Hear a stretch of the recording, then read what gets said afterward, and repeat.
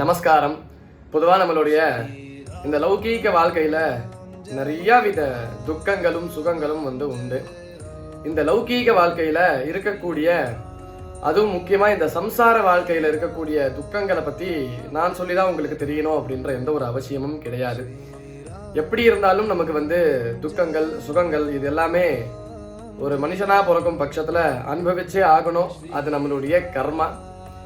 ஆனால் நம்மளால தாங்க முடியாத அளவுக்கு துக்கங்களோ சுகங்களோ வந்தால் நம்மளால நிச்சயமா இந்த பூலோகத்தில் இருக்க முடியாது. ரொம்ப அதீதமான பிரச்சனையில போய் மாட்டிப்போம். சுகமாக இருந்தாலும் சரி, துக்கமாக இருந்தாலும் சரி. அந்த மாதிரி நம்ம எப்பவுமே நடுநிலையில இருக்கணும் அப்படிங்கறத ஒரு உத்தேசமா வச்சு ஆஞ்சநேயருடைய ஸ்லோகம் எல்லாருக்கும் தெரிஞ்சிருக்கும்னு நினைக்கிறேன்.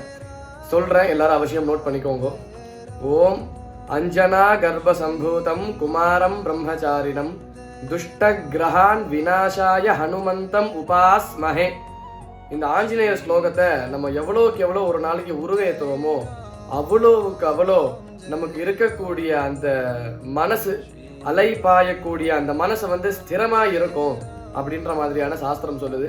ஏதோ ஒரு தெய்வத்தை எடுத்துக்கணும், அதுல ஆஞ்சநேயருக்கு ரொம்ப பிரசித்தம் ஜாஸ்தி.